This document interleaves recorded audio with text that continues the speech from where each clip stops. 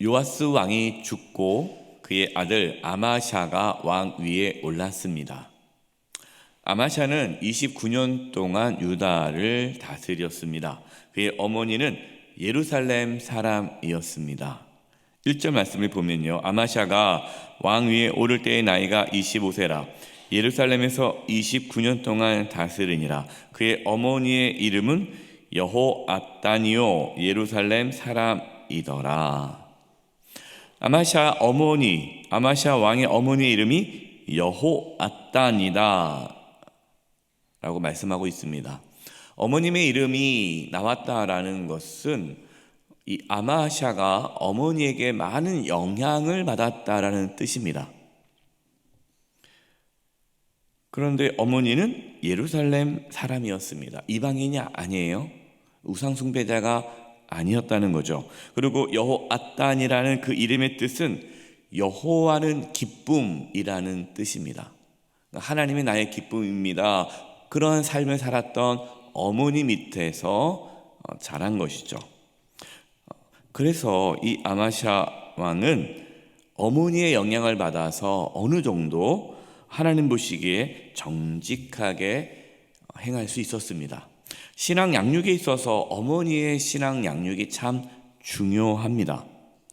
앞서 아하시아 왕이 악한 왕이 된 것은 그의 어머니 아달랴 때문이었죠. 이 아달랴는 아합의 딸 아닙니까? 이세벨의 딸. 그래서 아들을 우상숭배하도록 이끈 거예요. 결국 그 어머니로 인해서 아하시아 왕은 악한 왕이 된 것입니다.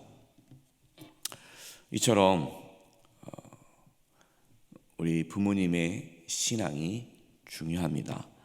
신앙의 유산이 잘 이어질 수 있도록 우리 자녀들에게 올바른 그런 신앙을 남겨주시기 바랍니다. 2절입니다. 아마샤가 여호와께서 보시기에 정직하게 행하기는 하였으나 온전한 마음으로 행하지 아니하였더라. 아마샤 왕은 하나님 보시기에 정직하게 행했지만 온전한 마음으로 하나님을 섬기지 않았다. 그것으로 인해서 하나님의 징계를 받습니다. 이 부분은 내일 말씀에 나오는 내용이죠. 따라서 우리 늘 온전한 마음으로 하나님을 섬길 수 있도록 마음을 지켜야 됩니다. 무릇 내 마음을 지켜라. 거기에서 생명이 난다라고 말씀하지 않습니까? 신앙은 마음을 지키는 거예요. 우리 마음을 하나님께로 향하고 하나님을 붙잡고 하나님을 사랑하는 그 마음을 절대 놓쳐서는 안 됩니다. 아마샤 왕은 나라를 굳건하게 세운 다음에 자신의 아버지를 죽인 신하들을 처형합니다. 반역자들을 처형을 하죠. 그런데 그들의 자녀들은 처형하지 않습니다. 그 이유가 무엇이죠? 하나님의 말씀에 순종하기 위해서예요. 4절입니다. 그들의 자녀들은 죽이지 아니하였으니 이는 모세의 율법책에 기록된 대로 함이라. 곧 여호와께서 명령하여 이르시기를 자녀로 말미암아 아버지를 죽이지 말 것이요 아버지로 말미암아 자녀를 죽이지 말 것이라. 오직 각 사람은 자기의 죄로 말미암아 죽을 것이니라 하셨더라. 사실 왕을 죽인 자는 3대를 멸하잖아요. 3대를 복수하지 못하게, 보복하지 못하게 아주 씨를 말리는 거예요. 그것이 일반적인 징벌이죠. 그래야 본인이 또 안전할 수 있는 겁니다. 뭔가 또 여지를 남겨놓으면 또 반역을 일으킬 수 있지 않습니까? 그 후손들이 또 반역을 일으킬 수 있기 때문에 다 그렇게 3대를 다 멸하는 것이 일반적인데 그렇게 하지 않았다는 겁니다. 우리는 당연한 대로 살면 안 되고요. 하나님 말씀대로 살아야 합니다. 어떤 분들은 하나님을 섬긴다 하면서 당연하게 살려고 그래요. 이 당연하게 산다는 게 뭡니까? 세상의 방식대로, 상식대로, 시장의 원리대로 계산하면서 사는 것, 이건 당연한 거예요. 당연하게 살려면은 3대를 다 죽여야 됩니다. 그러나 아마시아는 당연한 게 행동하지 않고 하나님 말씀에 순종했다라는 것입니다. 사랑하는 성도 여러분, 당연한 삶을 살지 마시고 하나님 말씀에 순종하는 삶을 살아갈 수 있기를 바랍니다. 하나님께서는 자신의 생명의 위협 속에서도 하나님 말씀대로 순종한 아마샤 왕을 기뻐하셨습니다. 그래서 하나님은 이 아마샤 왕을 지키기 위해 하나님의 사람, 선지자를 보내죠. 아마샤 왕이 에돔과 전쟁을 준비했습니다. 그래서 유다 군대를 세웠어요. 세워보니까 30만 명이에요. 30만 명 갖고는 에돔과 전쟁하기가 어렵다는 판단을 한 겁니다. 그래서 은 100달란트를 이스라엘의 용병을 고용하는 데 씁니다. 이스라엘의 북이스라엘 군사 10만 명, 용병 10만 명을 고용을 해요. 그런데 하나님께서 선지자를 보내서 이렇게 말씀하시는 거예요. 7절입니다. 어떤 하나님의 사람이 아마시아에게 나와서 이르되 왕이여 이스라엘 군대를 왕과 함께 갖게 하지 마옵소서. 여호와께서는 이스라엘 곧 온 에브라임 자손과 함께 하지 아니하시나니. 하나님께서 하신 말씀은 뭡니까? 이스라엘 용병 10만 명과 함께 전쟁에 나가지 말라는 거예요. 이게 얼마나 황당합니까? 왜냐하면 이미 은 100달란트를 지불했어요.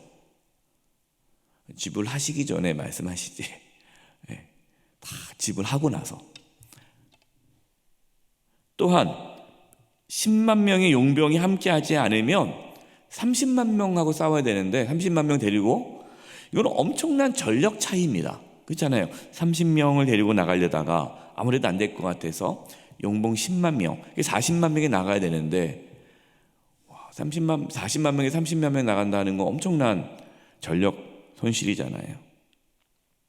고민하고 있는데 이렇게 얘기합니다. 8절입니다. 8절을 표준 세번역으로 읽어드리겠습니다.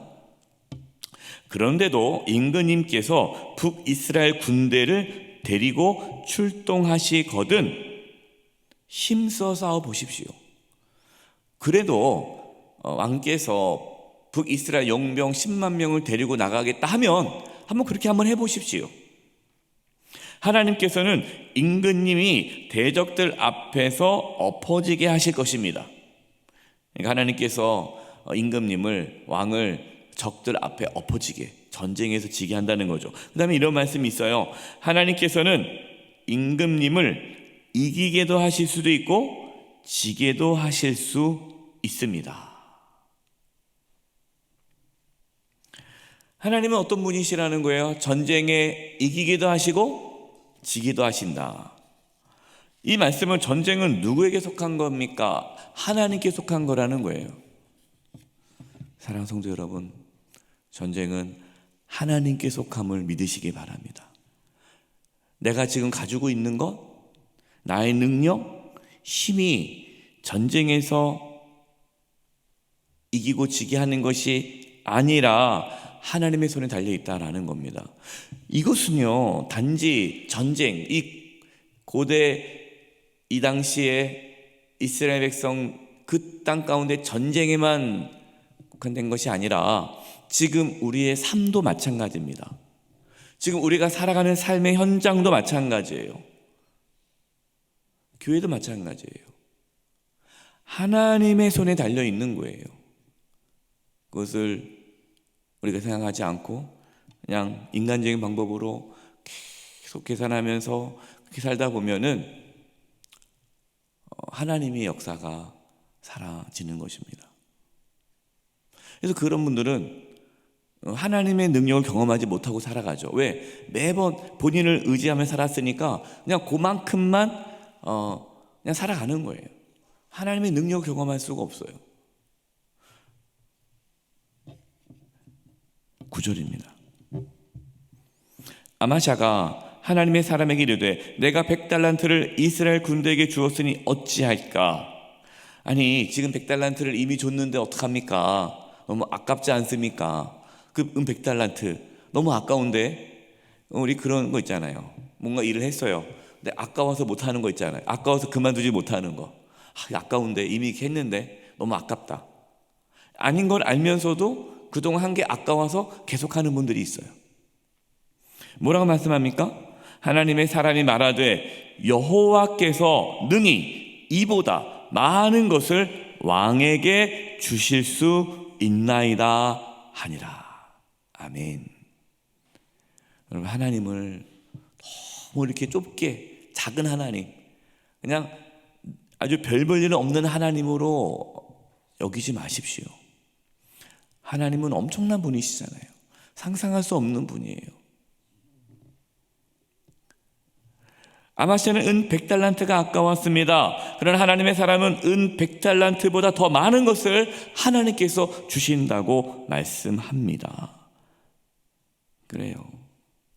사랑하는 성도 여러분, 하나님만을 우리가 의지하고 말씀에 순종한다면 우리가 갖고 있는 것보다 또 우리의 능력보다 훨씬 더 많은 것을 얻게 되고 누리게 되는 거예요. 아마샤 왕은 하나님의 사람이 전한 말씀을 듣고 순종했습니다. 세상적으로 보면 이건 손해보는 거잖아요. 이건 당연한 게 아니잖아요. 이해할 수 없는 거 아닙니까? 주변에서는 그렇게 얘기했을 거예요. 미쳤다고, 말도 안 된다고. 그런데 결과는 어떻게 되었습니까? 전쟁에서 이겼습니다. 이처럼 하나님께서는요, 우리가 어떠한 잘못된 선택을 하기 전에 하나님께서는 하나님 말씀을 보내주십니다. 그 말씀에 귀를 기울이셔야 돼요. 잘못된 선택 앞에서 하나님께서 말씀하실 때 그 말씀을 무시하고 계속해서 잘못된 선택을 한다면 그분의 삶은 힘들고 어렵고 결국 하나님의 심판을 받게 되는 것이죠. 당장에 손해볼 것 같아요. 이렇게 하면 손해보는 거 아닙니까? 이렇게 하면 어려움이 있지 않겠습니까? 당장에 손해보는 것 같지만 절대 손해보지 않습니다. 하나님께서 다 채워주시고 결국에는 승리케 하십니다. 아마샤 왕이 이스라엘 용병들을 돌려보내자 그들은 화가 나가지고요, 다른 유다 성읍들을 약탈하였습니다. 이해가 안 되지 않습니까? 돈을 받았어요. 돈을 안 받은 것도 아니에요. 돈을 받았으면, 그리고 전쟁에 안 나갔어요. 그럼 고마운 거 아니에요? 상식적으로? 그런데 이 이스라엘 10만 명의 용병들은요, 돈을 받고 이제 돌아가십시오 라고 했는데 전쟁에 나가지 못하겠다고 화가 나가지고 돌아가는 길에 유다 성읍들을 약탈했다는 거예요. 그 유다 백성들을 죽였습니다. 이걸 왜 보여줄까요? 이들은 악한 자들이에요. 그럼 이 악한 자들이 10만 명이 전쟁에 했다고, 참여했다고 한번 해보십시오. 어떤 일이 일어날까요? 이거는 더 위험한 일이 일어날 수도 있는 거죠. 하나님은 우리보다 우리의 삶을 더 잘 아십니다. 우리가 생각하기에 이게 맞는 것 같아 라고 생각되더라도 하나님께서 말씀하시면 이해가 되지 않아도, 상식적이지 않은 것 같아도, 당연한 것 같지 않아도 그 말씀에 순종해 보십시오. 그러면 하나님의 놀라운 능력을 경험하게 될 것입니다. 이 하나님의 은혜와 역사하심을 날마다 경험하는 저와 여러분 되시기를 주님의 이름으로 축원드립니다. 기도하겠습니다. 하나님 아버지, 저희가 당연한 대로 살아가지 않게 해주시고 하나님 말씀에 순종하며 살아가게 해주시옵소서. 예수님의 이름으로 기도드립니다.